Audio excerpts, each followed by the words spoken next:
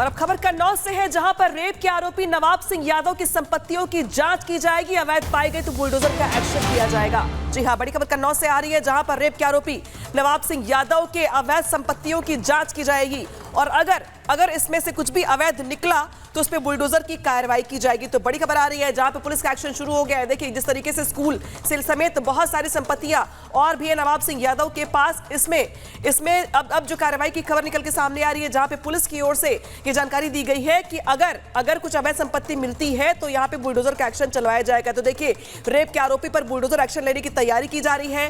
नवाब सिंह यादव की तस्वीर देख रहे हैं आप, जहां पे यो अखिलेश यादव के साथ नजर आ रहे हैं।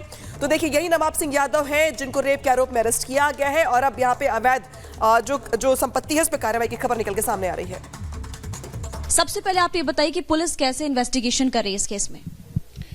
इसमें 12 तारीख को 1:30 बजे रात्रि को यूपी 112 पे सूचना प्राप्त हुई थी, जिसमें लड़की ने फोन करके बताया था कि मेरा टॉप उतार दिया गया और मेरे साथ गलत काम करने का प्रयास किया। तत्काल सूचना का संज्ञान लेते हुए मौके पे यूपी 112 की पीआरवी, इसमें तहरीर के आधार पर तत्काल मुकदमा पंजीकृत किया गया और इसमें अभियुक्त को गिरफ्तार करके जेल भेजा जा चुका है। मौके पे जो पीड़िता है उसकी बुआ भी थी। बुआ ने यह बताया था कि मैं नवाब सिंह को लगभग 5-6 सालों से जानती हूँ और सुबह से हमारी बात हो रही थी। जॉब दिलाने के लिए इनकी बातचीत हुई कि इसमें जो पीड़िता है इसको जॉब दिलाई जाएगी। रात्रि को ये लगभग 11:30 बजे पहुँचे थे और जब ये 5-6 मिनट के लिए जब वॉशरूम के लिए गई थी तब इस बीच में ये घटना हुई। तो जो सूचना थी उसके आधार पर तत्काल जो इन्होंने तहरीर दी थी मुकदमा पंजीकृत किया गया था। उसके बाद जब पीड़िता को मेडिकल एग्जामिनेशन के लिए ले जाया गया, वहाँ पे इनकी बुआ ने फिर विघ्न डालना शुरू किया। पीड़िता को मेडिकल एग्जामिनेशन कराने से मना किया। ये थोड़ी अजीब सी बात थी कि सुबह आपने मुकदमा लिखाया और दोपहर आते आते आप मतलब अगेंस्ट काम कर रहे हैं। इसमें इनके माता पिता कल सुबह यहाँ पे आए थे। इनसे जो पूछताछ की गई, इनके माता पिता ने बताया कि इतनी बड़ी घटना हो गई थी, इन लड़की की बुआ ने इन्हें कोई सूचना नहीं दी। जब पुलिस ने इनको संपर्क किया तब इनको जानकारी हो पाई कि ऐसी घटना इनकी बेटी के साथ हुई है और इन्होंने इनकी बुआ पे भी आरोप लगाए। सर, अभी बुआ और सीधे कन्नौज से इस वक्त आपको बता दें, हमारी सहयोगी महिमा इस वक्त हमारे साथ में जुड़ चुकी हैं। उनका रुख कर लेते हैं। महिमा, जिस तरीके से आपने अधिकारी से भी बातचीत की और इस पूरे मामले को लेकर एक्शन लगातार जारी है, लेकिन अब बुलडोजर की तैयारी की जा रही है। कार्रवाई यहां पर हो सकती है, संपत्तियों की तफ्तीश की जाएगी। अगर कुछ भी गलत पाया गया तो बाबा का बुलडोजर गरजता हुआ कन्नौज में नजर आएगा। क्या अपडेट है? देखिए, बिल्कुल आप सही कह रहे हैं। समाजवादी पार्टी की जब सरकार थी तो उस वक्त पे नवाब सिंह यादव को मिनी सीएम कहा जाता था, क्योंकि उस साथ 200-250 गुंडे चला करते थे। अवैध संपत्तियां थी और संपत्ति को जब्त किया करता था, लोगों की जमीन हड़प लिया करता था। बड़े बड़े होटल्स हैं यहाँ पर, वहां पर हम गए भी थे और आपने इनफैक्ट आपने वो भी देखा होगा, महाविद्यालय की तस्वीरें भी आपको दिखाई थी। बहुत ही बड़ा यहाँ पर एक महाविद्यालय खोलते हुए नजर आया था। लेकिन सबसे बड़ी बात की अपराध था और एक बार फिर से अभी अपराधी पकड़ में आ चुका है। सबसे बड़ी बात कि इस वक्त नवाब सिंह यादव की मुश्किलें बढ़ती हुई नजर आ रही है, क्योंकि उसको बेल नहीं मिली है। पहला अपडेट तो ये हो गया। दूसरा, एसपी से हमने जब बात करने की कोशिश की तो ये कहते हुए नजर आए थे, सबसे पहले जो वो कोशिश करें बुआ को ढूंढने की, जो फरार बताई जा रही है, तो पहली कोशिश बुआ को ढूंढने की, उसके बाद गुत्थी सुलझते हुए नजर आएगी। और दूसरी बड़ी बात वो ये भी कह रहे थे कि अभी जैसे होटल की बात करें, महाविद्यालय की बात करें, भट्टियां, आप लगातार कह रही हैं कि नवाब यादव का रसूख कितना बड़ा था जब सपा की सरकार थी, और यही हाल आप देख रहे हैं कि एक तरफ मोहित खान की बात करें या नवाब यादव की बात करें, लगातार समाजवादी पार्टी के नेताओं पर बलात्कार के आरोप लग रहे हैं। लेकिन सवाल यही है कि सपा अध्यक्ष इस पूरे मामले को लेकर चुप्पी तब तोड़ेंगे, क्योंकि ये वो नेता हैं जो समाजवादी पार्टी और सपा के अध्यक्ष के खासम खास रहे हैं, लेकिन इस पर कोई जवाब सपा नहीं दे रही है। आपको दिखाते हैं इस रिपोर्ट में।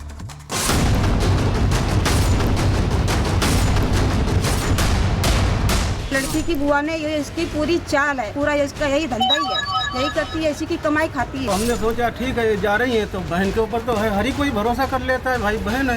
थोड़ा सा ये है कि अगर कोई कुछ भी उसको भड़का देता है थोड़ा सा, तो उसकी बात में वो मान लेती, बहुत जल्दी मानती है। अखिलेश यादव जिसे अयोध्या का महाराज कहते थे, उनके करीबी मोहित खान पर नाबालिग से रेप का आरोप लगता है। अखिलेश बातों को गोल मोल करके घुमा देते हैं। फिर उनके कन्नौज के नेता पर भी रेप का आरोप लग जाता है तो उस पर भी अखिलेश चुप्पी साध लेते हैं। ऐसे में सवाल ये उठते हैं कि जो लोग समाजवाद का झंडा बुलंद किए चल रहे थे, उनकी पार्टी जब आरोपों और रेपिस्टों से घिरने लगती है तो समाजवाद का ये नेता अज्ञातवाद की बात करने लगता है। जिस नवाब सिंह यादव से सपा पल्ला झाड़ रही है, अपना नेता होने से इनकार कर रही है, उसी नवाब पर कानूनी शिकंजा कसता जा रहा है। मेडिकल रिपोर्ट में नाबालिग से रेप की पुष्टि होने के बाद अब नवाब पर धाराएं बढ़ेंगी, कोर्ट सुनवाई करेगी और फिर सजा तय हो जाएगी। तो वहीं पीड़ित की बुआ की भी मुश्किलें बढ़ती दिख रही हैं। गीता का मेडिकल एग्जामिनेशन आज कंप्लीट कराया गया, साथ ही न्यायालय में उसका बयान कराया गया, जिसमें उसने दुष्कर्म की बात कही है। इसमें विवेचना में अब दुष्कर्म की धाराएं बढ़ाई जाएगी। बुआ के संबंध में भी इन्होंने तहरीर दी है, उसको विवेचना में शामिल किया गया और इनकी बुआ को जांच के क्रम में बुलाया गया था बयान के लिए, तो ये आए नहीं है, इनकी तलाश की जा रही है।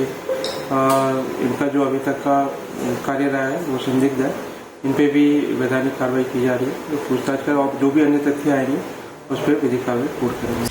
दूसरी तरफ नाबालिग के माता पिता ने अपनी बहन पर संदेह जताया और मामले में उसकी मिली भगत बताई, तो वहीं बुआ ने कुछ और कहानी ही बताई। बाहर जाके फ़ोन कैसे कर लिया मुझे नहीं पता। मैं बैठी हुई थी चेयर पे, मैं बात कर रही थी। उसने बोला कि मुझे मम्मी से बात करनी है, तो मैंने बोला मम्मी से बात करनी है तो कर लो। उसने कैसे 100 नंबर पे फ़ोन किया मैंने समझा। हाँ, थोड़ा सा ये है कि अगर कोई कुछ भी उसको भड़का देता है थोड़ा सा, तो उसकी बात में वो मान लेती, बहुत जल्दी मानती है। उसने ये बोला कि मेरे साथ में छेड़छाड़ हुई है। लड़की 3 दिन से पड़ी है, लड़की 3 दिन से पड़ी, उसके पास कोई भी नहीं।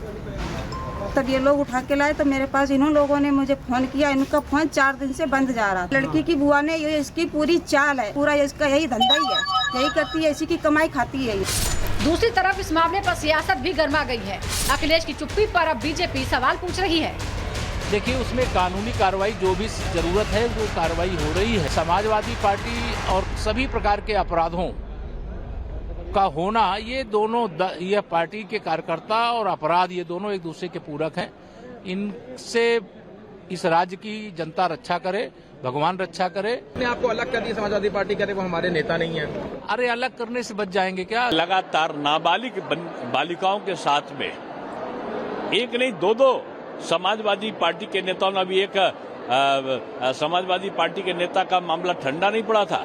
दूसरे नेताजी ने अपना आवरण रंगे हाथ उन्होंने ऐसा आचरण करते हुए वो दिखाई पड़े। मैं समझता हूँ समाजवादी पार्टी को ऐसे नेताओं के खिलाफ कार्रवाई करना चाहिए। रिपब्लिक भारत की टीम उस महाविद्यालय पहुंची जहां नाबालिग को रात में नवाब सिंह ने बुलाया था और उसके साथ दरिंदगी की, लेकिन जब टीम वहां पहुंची तो कमरे का दरवाजा बंद मिला। ये तस्वीरें आप इस वक्त देख सकते हैं। इसी चैम्बर को लॉक किया गया और यहाँ पर ही वो लड़की उस दिन आई थी और जो बुआ है वो भी यहाँ पर आई थी। हालांकि फुटेज भी इसका अंदर से सामने आया है। अब एग्जैक्टली होता क्या है जांच पड़ताल में तो ये निकलकर सामने आएगा, लेकिन इस वक्त आपको लगातार हम बता रहे हैं जो स्टाफ है यहाँ का वो कह रहा है कि आज से पहले इस तरह का मामला कभी सामने नहीं आया, लेकिन इस तरह का मामला पहली बार ही सामने आया। सपा का नेता नवाब सिंह यादव, जिस पर नाबालिग के साथ रेप का आरोप है, वो नेता आखिर कैसे कन्नौज का नवाब बना, ये भी जानना जरूरी है। अड़ंगापुर गांव में पहलवानी करता था। PSMPG महाविद्यालय से पढ़ाई की। 1996 में छात्र संघ का अध्यक्ष चुना गया। 1999 में सपा के यूथ विंग का नेता बना। मुलायम सिंह के लिए खूब मेहनत की। मुलायम सिंह को चुनाव जिताने में भूमिका निभाई। अखिलेश यादव कन्नौज से चुनाव लड़े तो साथ रहे। नवाब यादव सपा का बेहद खास माने जाने लगा। सपा की सरकार बनी तो मिनी CM कहा जाने लगा।